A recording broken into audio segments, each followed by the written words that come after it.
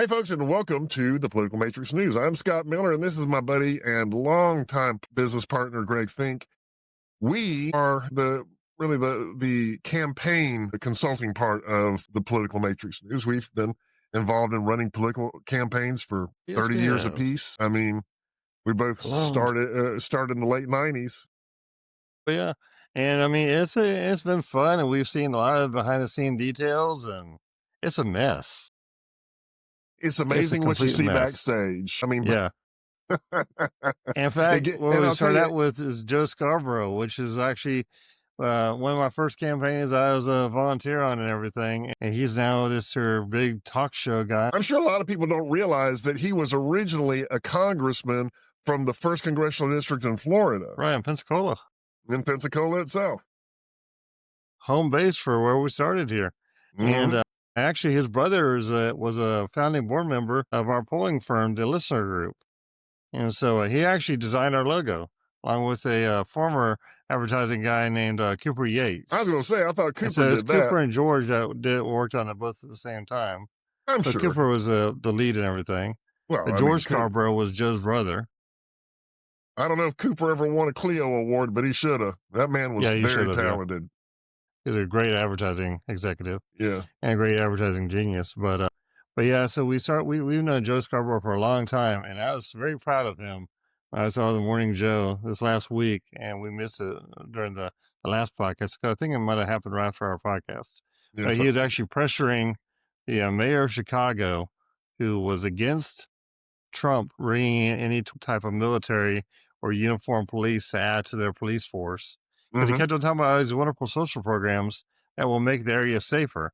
And I think that the whole crux of the issue here was Joe kept on asking him 5 different times if more troops or more uniformed officers, more police would make it safer.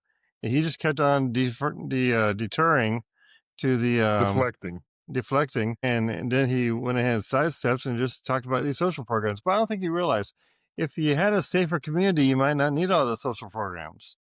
But maybe it could be like what I heard today on Fox Radio. And, yes, I do listen to Fox Radio. And it could be basically a money laundering scheme. I mean, not saying it's money laundering, of course, because we're not accusing anybody of any kind of criminal activity. However, there are millions and millions of dollars going through the Chicago coffers to fund these programs, and they don't really care if I'm opining here. They do not care, in my opinion, if these people are safe or not. If they did, it would actually depend on more police forcing and more citizen patrolling and types of efforts like that to keep their community safe. But they just want to keep the money flowing because they need a problem. They don't want a solution. They just want to keep funding the problem and funding the people for that. Like you always If they say, solve it's the all problem, fundraising. they kill the golden goose. And no reason for fundraising, which is your and I's mantra here for the last 220 episodes.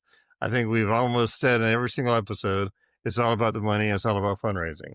And It is people don't all seem about to the really fundraising. grasp that idea. And that's what they're doing in Chicago. They don't care if these kids get killed. They don't care if the streets are safe at all. They just want to keep their money, get their lobsters, get their caviar, and move on. You remember when Elon Musk and Doge pointed out that a federal government was funding these non-governmental organizations, these NGOs, and then those NGOs would take money and donate it to other NGOs, and then those NGOs would donate to other ones. And after they've sufficiently diluted it, then the NGOs that are all controlled by the same people would start donating money back to the federal campaigns of the people who voted to give those awards. Exactly. So when we say they're going to kill the golden goose, that's what they mean. They don't want these things to be solved, because if they solve the problem, how are they going to get paid? Exactly. And actually, the way you just described it sounds exactly like the housing crisis with the double charges and the CBOs paying for the subprime paying for the this and that. I mean, basically, it's all shell games. It's federal funded shell games.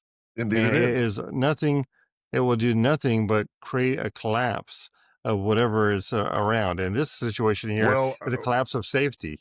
Yeah, if you want to see the collapse, you go no farther than Detroit and Chicago. And In fact, Memphis is a murder capital of the world right now. I think Memphis and is a murder capital of America. I mean, you got New Orleans, who's right up there in the top 10. You got Washington, D.C., which is fourth or fifth in the country. And Trump has turned all of that around just like that. what I don't understand is why these people aren't at least somewhat curious to to try anything. I mean, there are times like I've driven to New Orleans before. I remember driving to New Orleans before, missing a turn to get off at the Superdome and get off at the next street, and I go down to this real sketchy looking area that is it's not a completely sketchy area, but it is on the border of a very sketchy Around the area. Ninth Ward. No, it's not near the Ninth Ward, but it's a very sketchy area. And here's how sketchy it was. There was a giant public service announcement on a billboard, just black and white, black field on white characters that said, "Thou shalt not kill," because people apparently need to be reminded. And that was 25 years ago. Right. All right. It's been, I mean, how long do these American cities have to have these entrenched reputations for murder Exactly. before someone starts saying, guys, help us out? Exactly. How long before the citizens start saying, if you can't do the job, we're going to find someone who will? That's where we're going to watch this video real quick of Morning Joe talking to the mayor of Chicago. And we're going to, you guys need to understand the context of actually somebody who's now part of the liberal media, I think, figuring it out and waking up to all this. Would you also like to get federal funding to help put 5,000 more cops on the street in Chicago? Would that help drive down crime? Well, look, policing by itself is not the full strategy. No, I understand that. You've talked about the other things you want, and I said those are good and important programs, but I'm asking also, would 5,000 more police officers on the street in Chicago be helpful to go along with all of those social programs that a lot of cities are engaging in and having success with?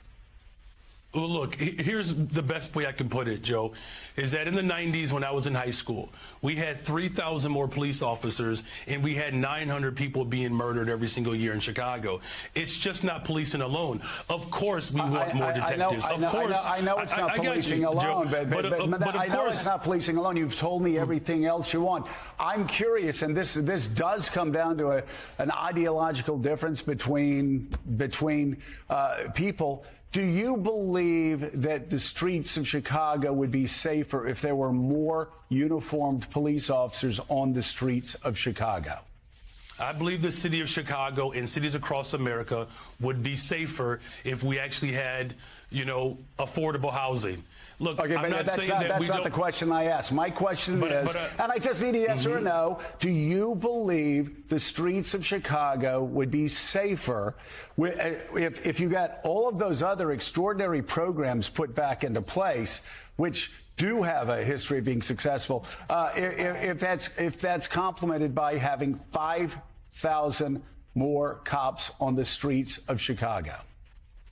I don't believe that we should narrow it down to just police officers, Joe, is what I'm saying. That is an antiquated approach. I'm saying we've invested in detectives. Mr. Mayor, are you hearing what I'm saying? I'm agreeing with you that all of these other social programs are extraordinarily important. I just need a yes or a no, and then this will be the last time I ask.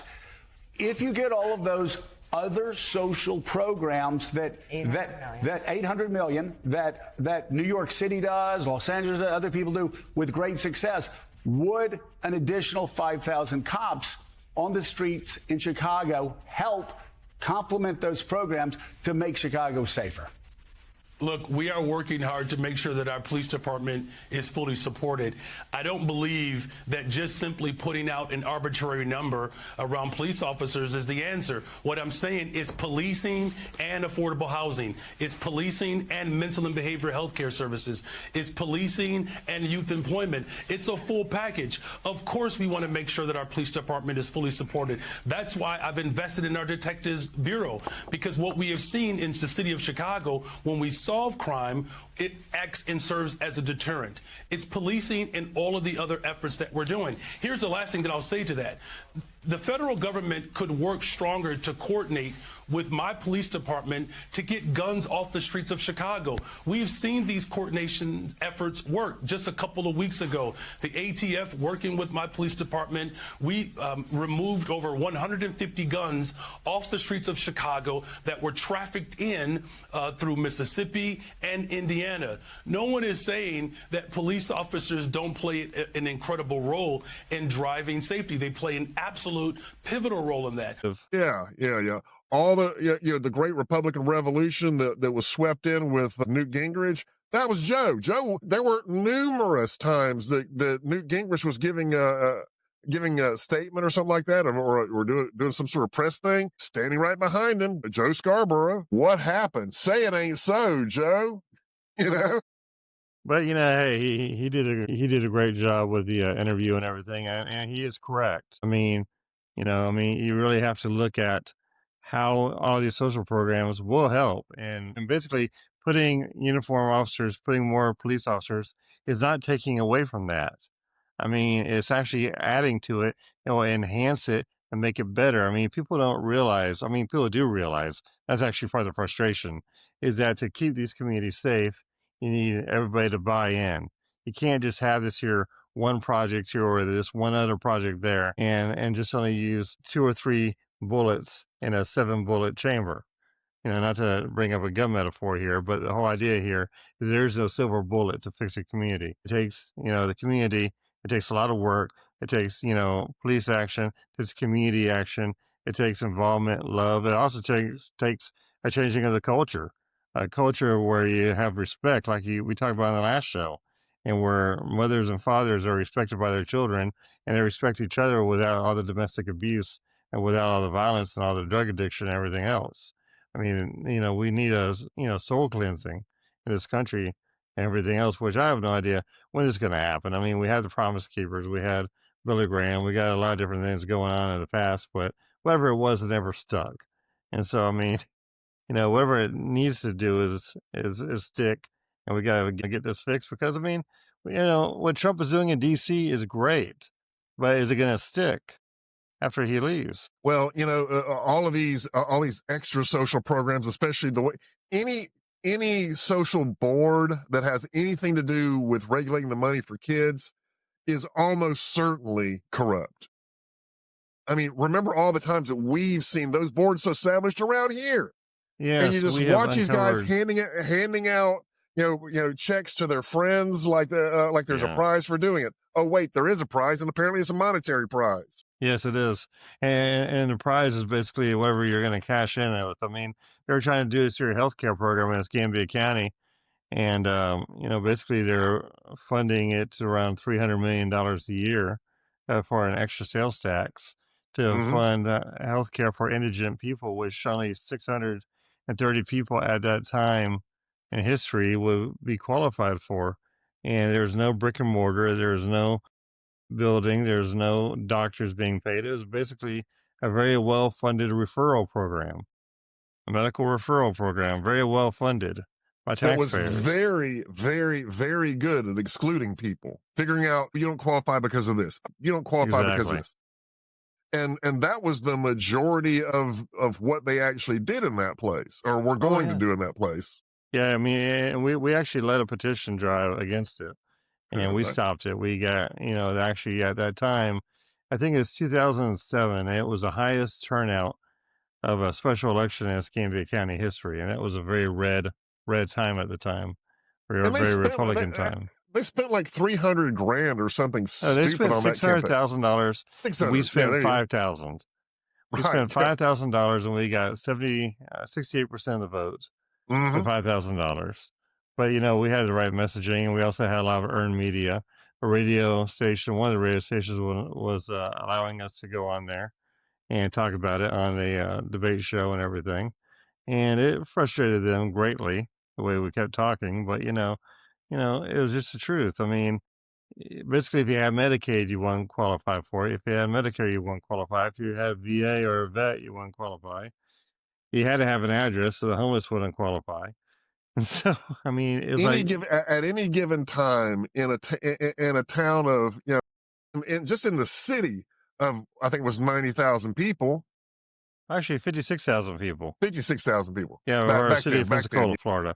But for the Escambia County, it was around 250,000 at that time. Right. But there was only maybe 100 people that qualified for the program at any given time. Yeah, exactly. Well, actually, we counted up to... It was funded in the hundreds of millions. Yeah, we counted up to 630 people. Yeah. To actually There you qualify. go. 630 people in a county of 250 to 280,000 people at the time. Right. That was it. Mm-hmm. So yeah, but at least the administrators who were doing the good work were well compensated.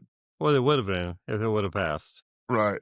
And we stopped it, and we probably ticked off a few people and burned a few bridges with that one. But hey, such is life. We also saved the taxpayers right around $300 million a year times 7. So that's what? 300. Well, over 10 years, it's $3 billion, and yeah, so around $6 billion, $9 billion. Taxpayers. So yeah, we saved taxpayers $2.5 billion right around there. Not bad. Not bad. Hey, by the way, You're welcome. I identified another serious problem in Chicago for why they've had problems for so long. What's that? How many people are on their city council? Probably 15 or 20, right? Nuh-uh. Less? No. How many? 40? Keep going. Huh? 40? 50? There you go. No way. Yes, There's 50 people on their city council in Chicago. There are 50 people on their city council. Miami-Dade doesn't have that many. No. Miami-Dade probably doesn't have that many people in the audience. Why do they need 50 people on the city council? Well, because if you don't get the answer that you're looking for from this guy, you can get the answer from this guy. Let me ask ChatGPT how many city councilmen are in LA. That's a very good question. We may be on to a trend here. You mean too much government might be bad for a community? It's a recipe for clogging the system, because when internally they have to make that many people happy, you don't be amazed at the things that they'll do within the departments. So Los Angeles, which is slightly bit bigger than Chicago, I would say, mm-hmm. It only has 15 city council people. See, I mean, to me, that's a lot. That's fine. It's a lot. It's the high end of a lot of what you ought to do. But, if it works, it works. Although it doesn't really work in LA either. But, I nearly hit the floor when it just happened to be a little tidbit that came across the news. Yeah, Jacksonville has 19. That's getting up there. But Jacksonville is also the largest city in the country, geographically. So they have a lot of geographic area. By square miles. Square mileage, of course, geographically. It's only because they decided to council members merge the entire county into the city, and so now Putnam County and Jacksonville are the same thing. Putnam, Jacksonville would not like to hear that. There are actually 14 districts and 5 at large. You know how you know you're in Putnam County? I live in the county next to it. Don't matter. Someone will tell you. Yes, it will. Actually, in Jacksonville City Council, there are 14 council members and 5 at large. That's still kind of heavy to me, but it's nowhere near 50. I mean, it is ridiculous. It is, and that is one reason why they got such a big mess there. Ooh, let's play more fun with ChatGPT. Yeah, City Council of Chicago, 50 members, 50 wards. That is a management nightmare. Well, like I say, the staff just goes out of their way to kind of, to settle down some of these city council members. So when they start complaining about something, and they're all going to complain, they just keep adding more and more stuff. So they eventually just come up with a team of people whose entire job is to pacify whatever, city council person they're assigned to. That's a lot of bread to butter. That's a lot of people to make happy, because, everybody, of course, in the Democrat area will get a trophy. And so everybody wants a trophy, and so everybody wants their recognition, and that is a lot of recognition. That's how many people get told no over there? I mean, they have a very good housing program. They got the staff wants stuff to happen, so they will kiss up however they have to. My goodness, yes, it's a mess over there in Chicago. And yes, I remember in the interview, the mayor's talking about back in the 90s when they had 3,000 officers on the street and people were still dying. But we're not talking about 3,000 officers. We're talking about an additional 5,000 on top of what is there already. Yeah, back when they had those had all of those officers, they had to have them because they didn't have any way to effectively communicate. Now we have much better technology. And an additional 5,000 that Trump wants to bring there will make it safer, and it will work with the community. I mean, because if you've noticed what's happening in D.C., they're not running ripshot all over D.C. They are working with the D.C. police force. They're working with the community leaders in D.C., and everybody's actually feeling safer. What a thought. They're feeling safer. Okay, here's our fun with ChatGPT. The major U.S. cities with the highest per capita councilman per for their population, city council people versus their population. Number 1 is Nashville, 40 people on their council, 16,000 constituents per council member. That's pretty Indianapolis, weird. 25 councilmen, but 35,000 per councilman. Milwaukee's 15. I think that's manageable, but still a lot for that size city. Louisville Metro, 6. Chicago's 50. New York City's 51. So New York and really, Chicago are both a mess. all these cities that have serious problems also have way more councilmen than they need. Yeah. I mean, Pensacola has 7 or 9. I know, And it's right? only 56,000 people. Yeah, I know. Once you get past a certain tipping point, though, it just becomes untenable. It's ironic, though. The city of Pensacola has 7 council members, but the county commission is only 5, which is 4 times the size of the city. I know, right? Yeah, I mean, there's over 350,000 in Escambia County, right around that number, 330, 350.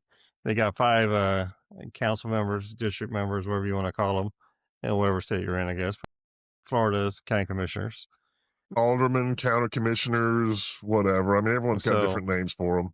So, yeah, for the county, they're managing it much better than the city is, I guess, because the city needs, I guess, more attention to detail, I guess, I'm assuming, or just more pork or more bureaucracy. Maybe. Needs more handouts. I don't know. Who knows? That is few enough to where they're not going to be cumbersome to the staff.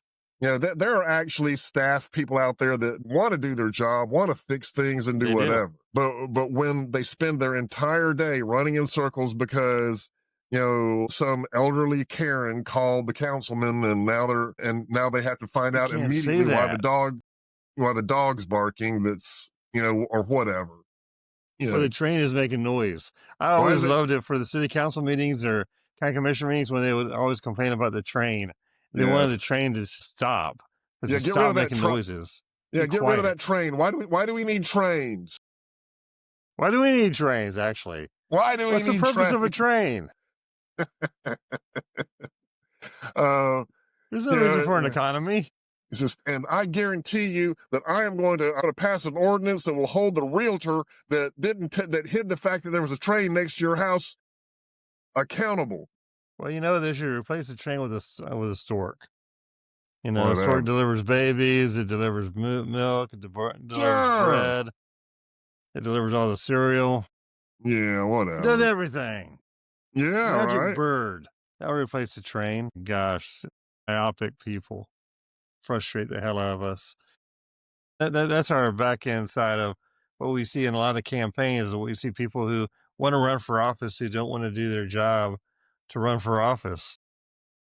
They want the free chicken dinners. They want to be stroked. They love everybody telling them, "You got a beautiful idea. You're great. You're wonderful. Here's $3 to your campaign. Here's $10." I remember one guy, and we actually have told a lot of stories about this. The guys that are the worst candidates, you usually wind up with the best stories about because they just do the dumbest things. We got stories we can't even tell on camera. Right, and there's one guy, I'm not going to share his name, but we've shared several stories about him. The guy that had the Harvard lawyer for a... Oh, yeah, him. Yeah.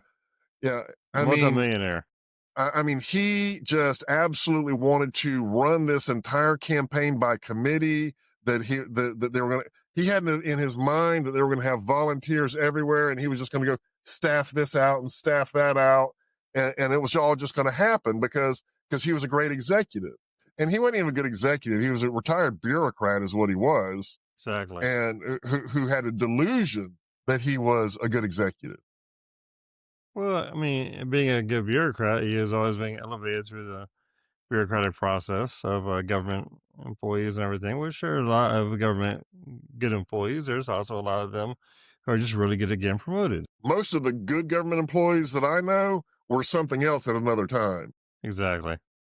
But real quick, talking about the government programs and government promotions and everything, what was Hegsmith cutting here lately? No, What no, was he? yeah, Secretary of Defense, right? right. Pete He's Hegsmith, sec def, for but people who they don't know.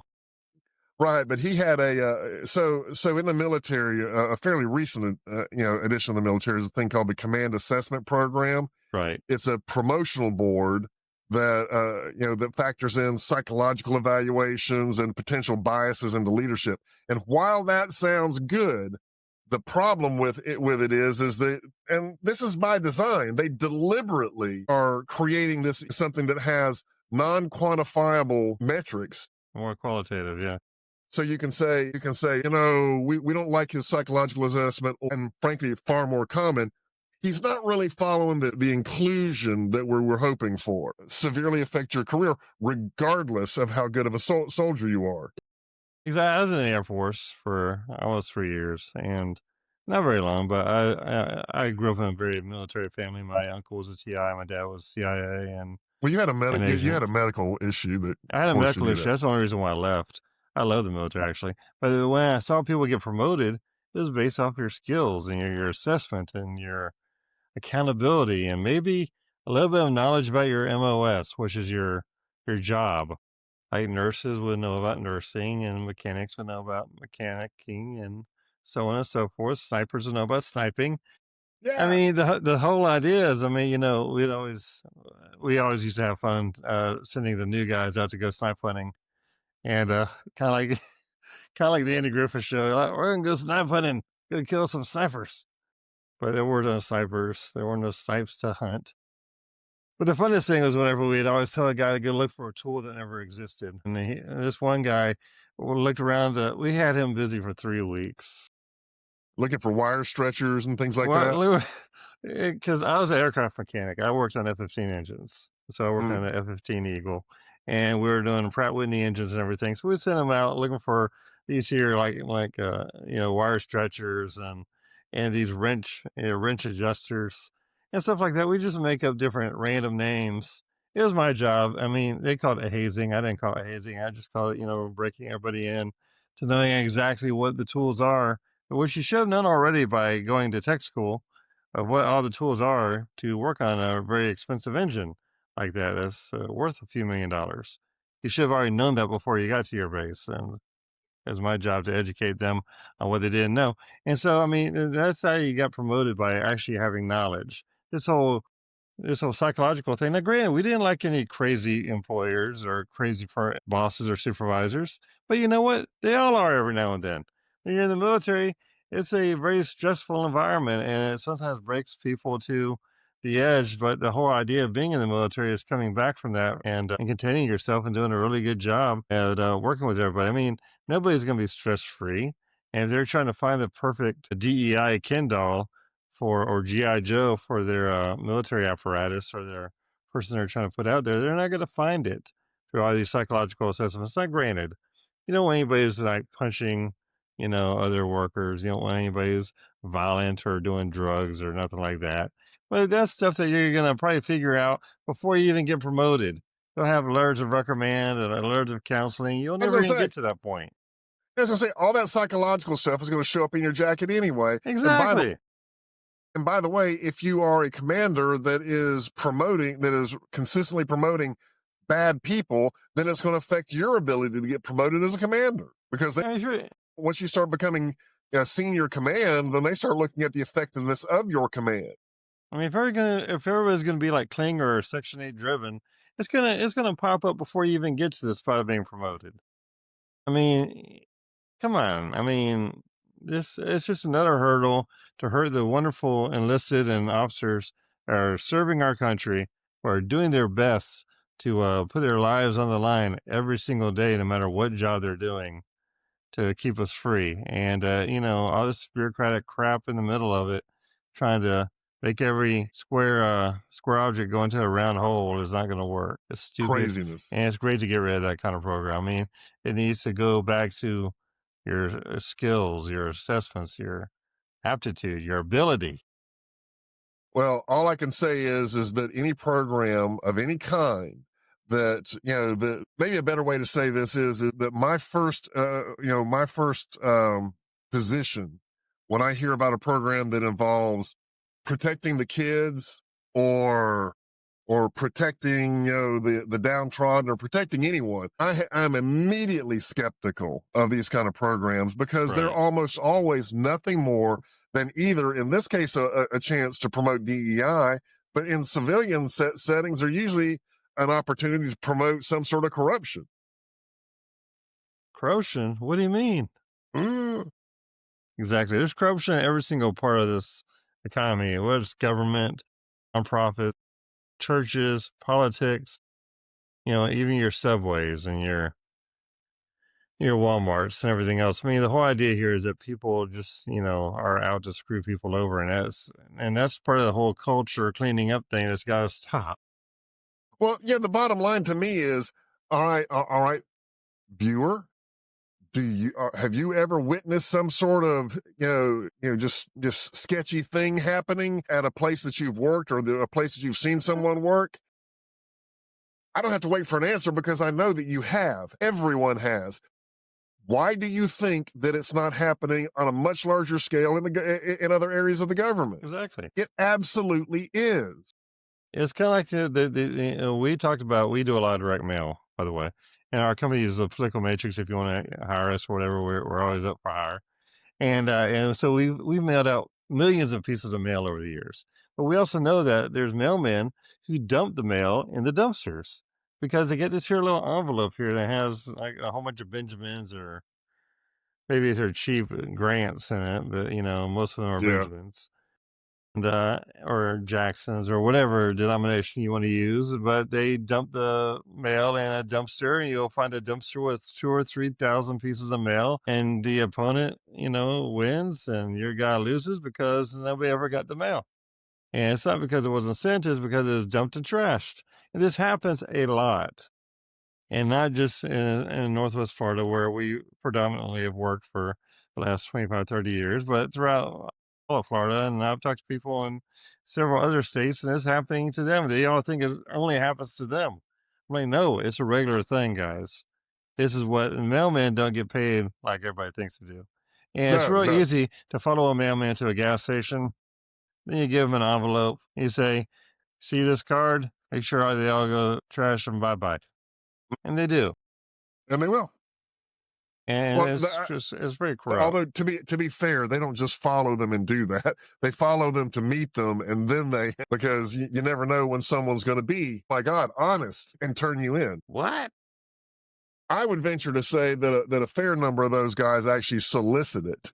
That they go out and they know something about a campaign, or they hear something about a campaign, and they go and approach the campaign. It's kind of like that movie Runaway Jury.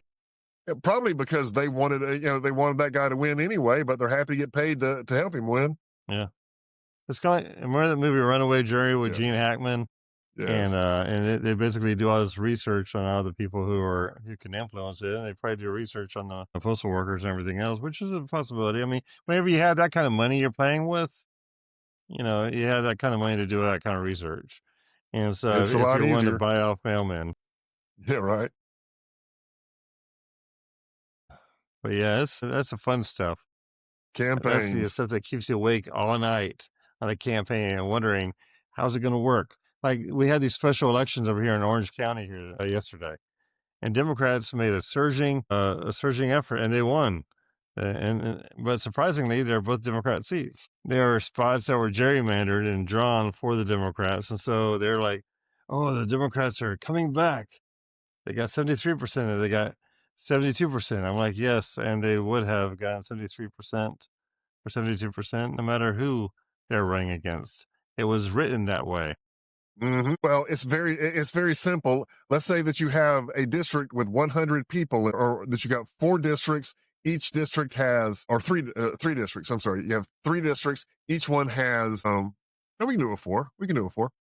So with 4 districts, if you split them all up so that they all have, well, all 400 people in there fit into still 400, but you split them up so that 25% of the Republicans are in this one and 25% are the next one and 25% of the next one. After a while, it's easy to just make it so you only have to tolerate one district with Republicans in it. And the rest of them are all Democrat. And it's easy. It's easy math. Yeah. You could make one of them 100% Republican and it wouldn't matter because you got 3 districts that are all 75% Democrat now or 70% Democrat. Exactly. And I mean, whenever they redraw the districts here coming up, if they do that here in Florida, it's going to be really different on how they do everything and how they rewrite everything. But it's going to be very unique. I mean, we're probably going to pick up a lot more Republican seats, it looks like. Well, I can't imagine that it would affect Northwest Florida that much because they actually start districting in Northwest Florida. We're right. District 1. Well, it looks like we have a new guy running for governor in Florida now. We have the former Speaker of the House, Mr. Renner, the rep from Miami. He is running against Byron Donalds, and I guess Casey DeSantis, if she does jump in, or he might be running instead of Casey running. That's my personal opinion. I don't know. The lobbyists that I know, the big lobbyists that I know, just say Donald's got it without even trying. Yeah, and so this guy was the Speaker of the House from 2020 to 2022. And so I really don't know why what's possessing him to run against Byron Donalds whenever Trump has already endorsed Byron. I don't know. Maybe he feels like he can steal some votes from Casey and help Byron. Maybe, or possibly, we have another Republican running on the Democrat side for governor again, just like we had Charlie Crist, who was a Republican who ran for Democrat, who ran as a Democrat. We have Jolly from Tampa area, Representative Jolly, and he's actually a nice guy. He's a funny guy. He's a nice guy. He was a good representative, a good congressman. He got beat by Luna, Congressman Luna. She defeated him. Or he just didn't run, I think, because I think at that time he was trying to run for Attorney General or some other statewide race, and he bailed out of that she race. Ran in an open seat. Yeah, she ran an open seat. Right, and he didn't qualify for the state house for the statewide seat, and now he's trying to run for governor now. I guess 6-7 years later, and so. But as far as Renner goes, and I have no problem with Renner. But here's my issue is that if you are when you've been the speaker or the president of either house, then it's very hard for you to become an executive because, or to win any statewide election. I'm not saying it's impossible. It's just unusual because Rubio did. Well, Rubio, like I said, Rubio's the exception. But usually you've made so many enemies on the opposition side that that you're not going to be able to win a statewide election because in Florida we have a pretty solid block of Democrats, or we did in the south part of the state, so it's going to be hard for you to carry the South area. But you can, but boy, be ready for it. You better be ready to be mending some fences because you've probably made a lot of enemies that are going to come back to haunt you. Well, the good thing he has is that since he's from Miami, which is now turned red, so Miami-Dade is more of a red county instead of a blue county, and so basically, all you have really blue down there left is Broward, and probably a little bit of that's part of his Pasco. thought process. I already know. I don't know what's in his head.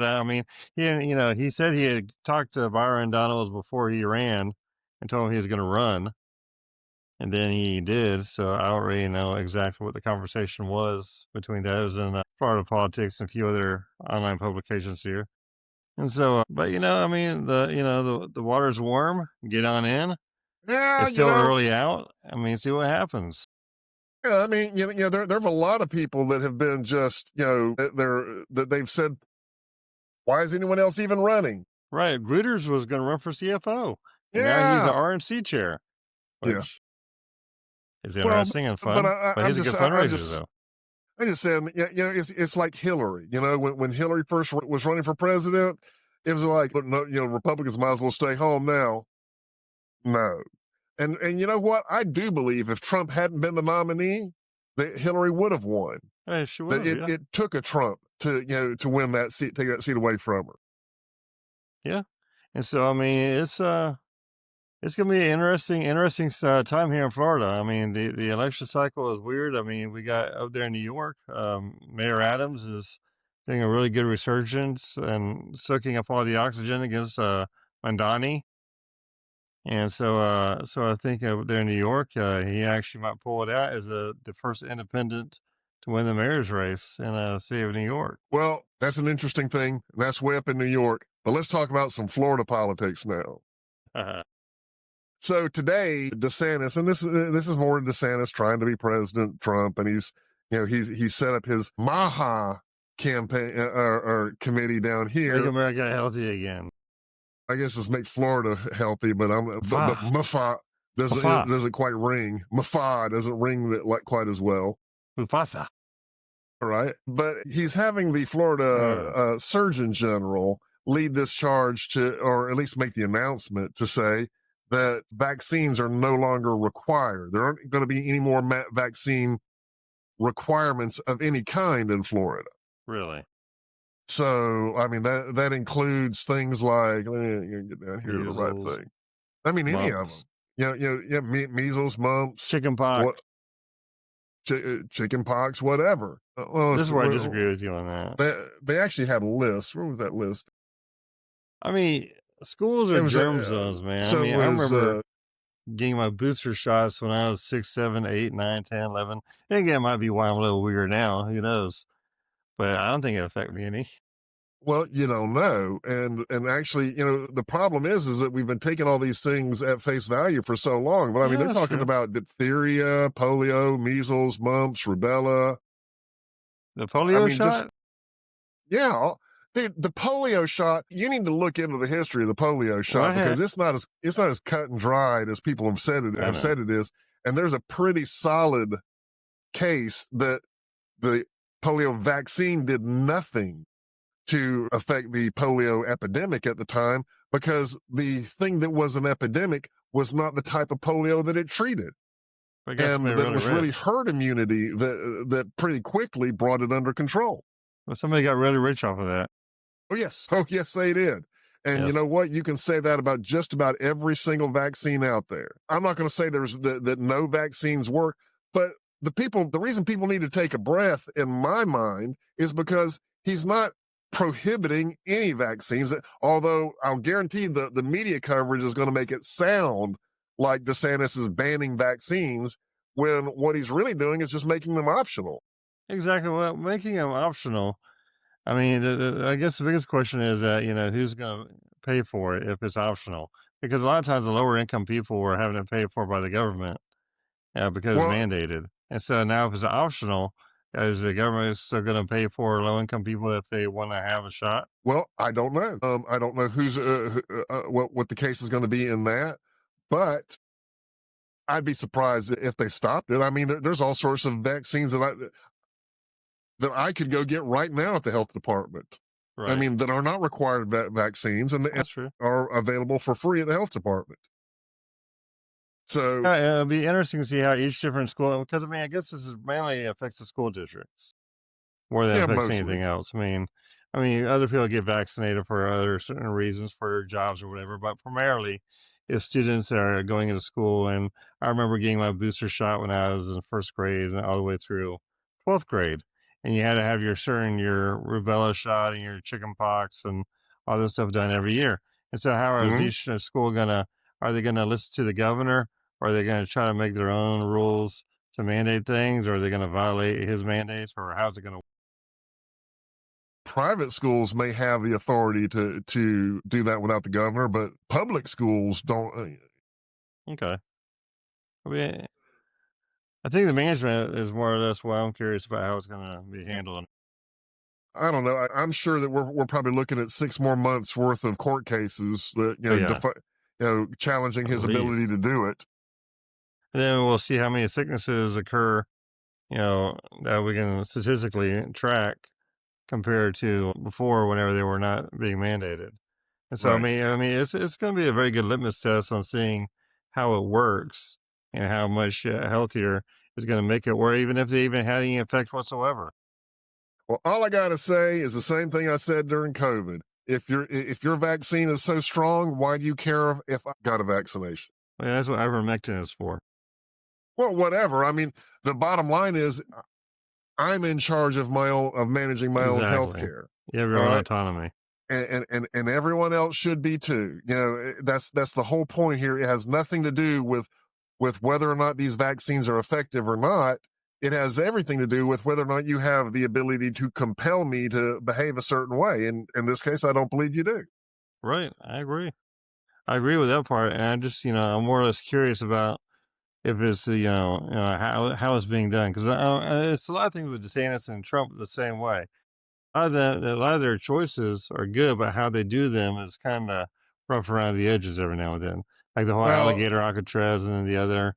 And I mean, no, no, was it no. really Yeah, closed, or are the prisoners really there?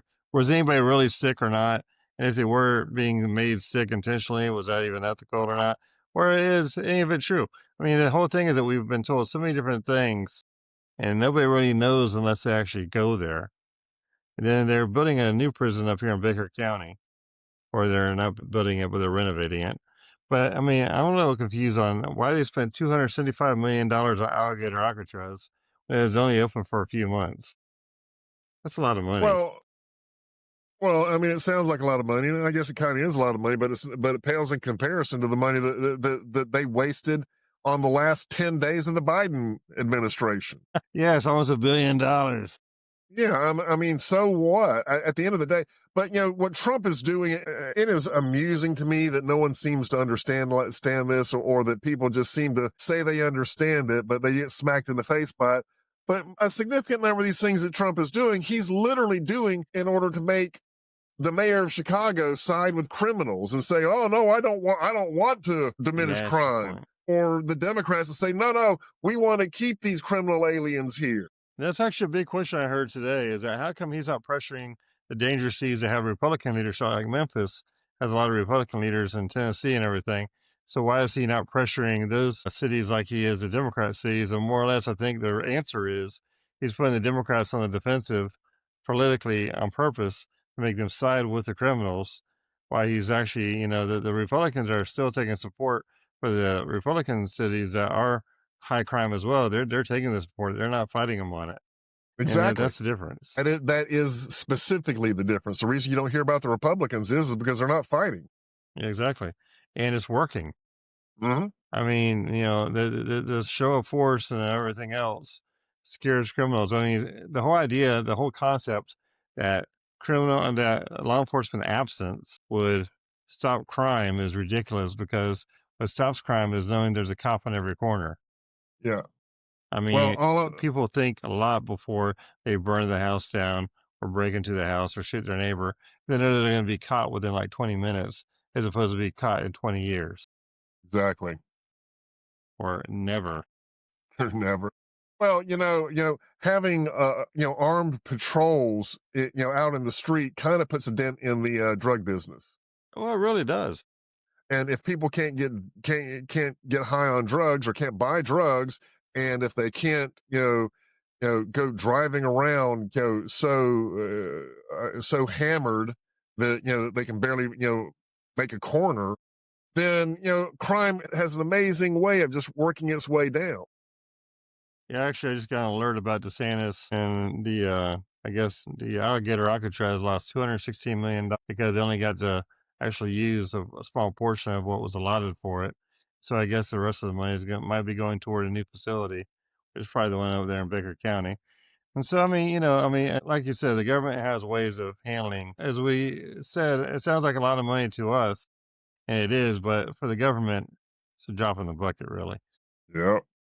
And Yep. real quick, before the last thing I want to talk about is this wonderful press conference by Congressman Ro Khanna from California, and Mrs. Grace from South Carolina, Nancy and Grace, Tim yes. Massey. No, not Not Nancy Nancy Grace. Grace. Nancy May, or Congresswoman Mace. What is her first name? And also Marjorie Taylor Greene as well. Yeah, Marjorie Taylor What they were Greene. talking about is the Epstein victims. It was a huge press conference, bipartisan, if you want to call it that way. I mean, you got 200 Democrats and 4 Republicans. And actually, I agree with the Republicans. I mean, I agree with anybody who wants to fight human trafficking and sex abuse. I mean, none of that's right. But we also have talked about this a lot on the show, that there's a lot more devil in the details with that whole Epstein scenario that they're obviously overlooking or oversimplifying, but not realizing that, if you were an agent or some sort, or FBI agent or CIA agent, like there's a lot of conspiracies out there that say he might be or he might not be, but the other reality is there are a lot of people on that list that are very well connected, very powerful. And the reality here is, yes, the victims need to speak out. Yes, there probably is a list. And no, the whole idea that Epstein's are saying, oh, there's no list. Of course they're going to say that. His madam that was working with him, of course she's going to say that there's nothing written Well, down. I mean, that's logic. I mean, why would she yeah, ever but say it's written down? Why would she I ever say still, that? I still don't believe they kept a list like a list like that, like Well, a no, little not black like a book, black like book. a little No, black book from the '70s. And let me find the next girl or no, the they next did not match. do that. They But did they do not have a do that. Rolodex of some sort, Well, he didn't have a Rolodex. See, right? A they got a spreadsheet. Rolodex like I got a Rolodex. I doubt they had an Excel spreadsheet that had this person here, this date here, a visit, checkbox. This person who was delayed on the visit. We need to make sure we comp them an extra day or something. I doubt they had any kind of list like that whatsoever. But the thing is, the victims were assaulted by people who do exist. And if the victims want to talk about, the whole idea of hushing them up was ridiculous. If they want to speak out about who violated them and who hurt them and who destroyed their lives and criminally did bad things to them, they should have recourse to go after them and to expose them and to go after them. And I have no problem with that whatsoever. I just don't know what they're going to go after, though. I mean, if he, That's I don't know how much of an estate he has. exactly. I mean, I don't know how much credibility also they have as well, because it's all he said, she said. I mean, it goes back to, and granted, I'm going to take the side of the victim on this here to a degree. However, as we've seen in a lot of different cases in the past, there are a lot of victims who were not victims who just wanted to become victims because they got paid very well to become victims. But, and I'm not saying that's the situation here. But what I am saying is that, there needs to be a lot more cooperation with the DOJ and the federal government with not redacting every goddamn thing in that document. We're talking about rape and child abuse. What Well, were you please, redacting?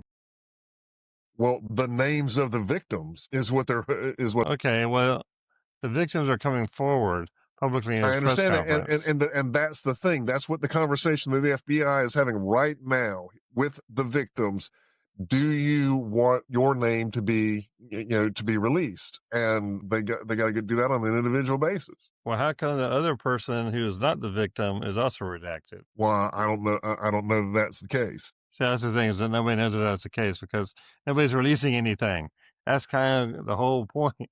All this stuff should have been released already, and just the minors should have been redacted, and everybody else should have been public. I would think. Anyway, that's just my logical point of view. Yeah, look. I mean, could it have been? Should it have already been done? Yeah, I think it should have been. But was it the highest priority to get that part out of there? Not really. I don't think. And they can't blame Trump for it either, because Biden had it the whole time, and Obama had it, and their Trump presidency had it, and Obama had it. I mean, they've known about this guy for years. It's not like a new thing.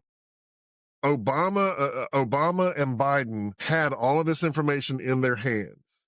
Okay, if they were going to release, why would they not just release that instead of contriving things like Russia and The three and hookers all, in a Russian hotel in a bed they yeah. peed on or something. I mean, they had to literally pay to make up something that they knew would eventually be uncovered.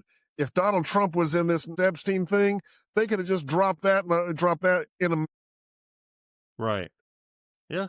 I mean, there's a lot of rumors out there that Donald Trump was probably actually the informant that turned Epstein in. That might be why he doesn't want all that out, because, why would you? There's a lot of reasons. It is far more likely that Trump has nothing to do with Epstein than it is remotely likely that he did. Yeah. I mean, visiting the guy was a very powerful, high price financier, and he helped a lot of people, and he raised a lot of money for a lot of people and a lot of parties and fundraising. was his gig, and he had a lot of friends. And so, I mean, he had a perfect cover. Oh my God, I've been to so many charity fundraisers and had to rub elbows with so many Slime people that I balls. just want to strangle rather than look at them. Yeah, people don't get this. There's a lot of slime balls in the fundraising world. Well, I'm not even talking about that. I'm just talking about this. You know, you're talking about fundraising like it's something disconnected from people. I'm talking about at your local Cub Scouts Well, fundraiser, at your local Cancer Society fundraiser, Red yeah, I'm talking about Cross, the same thing. Yeah. whatever. There's all of these places. You always see the same usual suspects, and half the time they'll come. There's one guy there that thinks he's your friend that you got to kind of carefully walk around and make sure you got something that you're doing if they ever catch eyes with you, because otherwise you're going to spend the rest of the night listening to whatever stupid BS they got to talk about. So, and if you think that Jeffrey Epstein isn't one of those guys, you are sadly mistaken.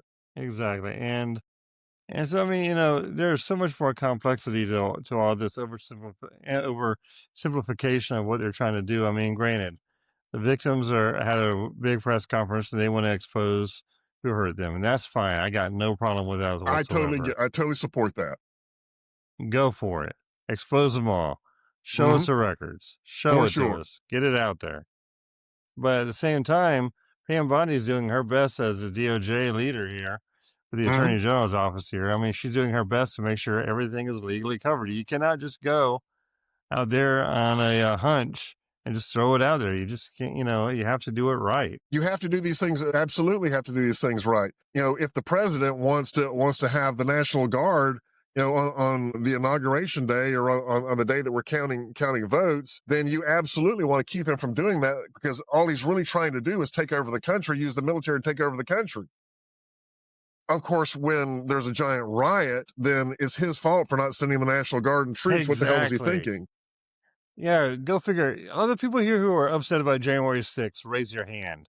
And then realize he was trying to bring the same people who are bringing the peace, you know, to like DC currently. We call it the National Guard. He was wanting to bring them to DC and activate them during the recount on January 6th, by the way. And then Nancy Pelosi told him not to. Because because she couldn't agree to it, because leading up to it, she'd spent weeks trying to convince people that Trump is going to pull something right at the very end and become because that's their whole authoritarian narrative. Our very first thing that we said: Democrats want a problem that cannot be solved by anything but panic and money and fundraising. They do not want solutions. Trump was trying to create a solution during the first recount on January 6th to keep us safe, the same way as keeping DC safe now. The same way they're arresting all those drug dealers, arresting rapists, stopping carjackings, getting rid of illegals. The same National Guard that's keeping DC safe now could have kept it safe during January 6th, and none of that would have happened. But hey, y'all thought it was an authoritarian takeover. In fact, a lot of people think it's an authoritarian takeover now to keep people safe. Granted, you watch those old Hunger Game movies and stuff like that, and you see all these people walking around in these white perfect suits and driving a white cream Tesla and a hover cars and everything else. And you think everybody's a robot or something. Everything's perfect. No, it's not like that, guys. We're just trying to keep people from being murdered. Well, stop being raped. To be the devil's advocate on that, I mean, I do recognize that authoritarian states always justify their bad actions by telling people, "Oh, we're just trying to keep people safe." That's true, they do. But so I understand how they're leveraging that narrative, but you've got to look at what it is he's actually doing and not what he claims to be doing. Whenever those guys are making those claims, there's always a very obvious disconnect between what they're saying and what they're doing. The reality is that what's happening now is nowhere near that level of authoritarian dictatorship. Nowhere near. Well, it's not even related to it. It's not, oh, well, you know, it's authoritarian light. No, it's not authoritarian light. It's you don't know what you're talking about. It's called Safety 101, baby. Right. I mean, it is literally the exact same thing as when the Democrats are saying that Trump is what are they're calling it, his retribution presidency. How do you call it retribution when he's charging you with evidence for the exact same crime that you committed without, or that you without evidence. I mean, the whole reality is that his second presidency is kind of like, I guess it would be like, maybe some people could call it retribution or payback or something, but I call it reality, because the reality here is the Democrats would have tried to kill, not Democrats, I'll back up.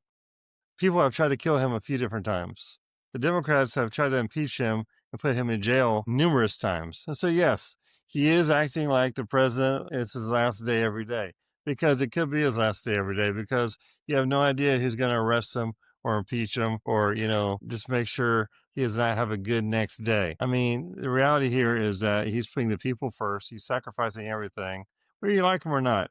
He's sticking his neck and his fortune and everything else out there on the line. And he's doing what he needs to do to, not to cliche it like crazy, but make America great again. And, I mean, the reality is that we were in a mess. The tariffs are fixed. I mean, prices are not going up. There's no increase or inflation because of the tariffs. That was all a hoax. I mean, single fear tactic has turned into a hoax. And what is happening is that we're getting safer. We're getting more energy efficient. We're making the world safer. That's a good thing. It really is. You guys, I want to tell everybody, thanks for following us and subscribing. We have 100 new subscribers on YouTube here in the last month, which is great. We flipped the script on the algorithm issue. But we are now also on Apple Podcasts. We are now on Spotify, and we are on TikTok, although TikTok is trying to ban us a lot.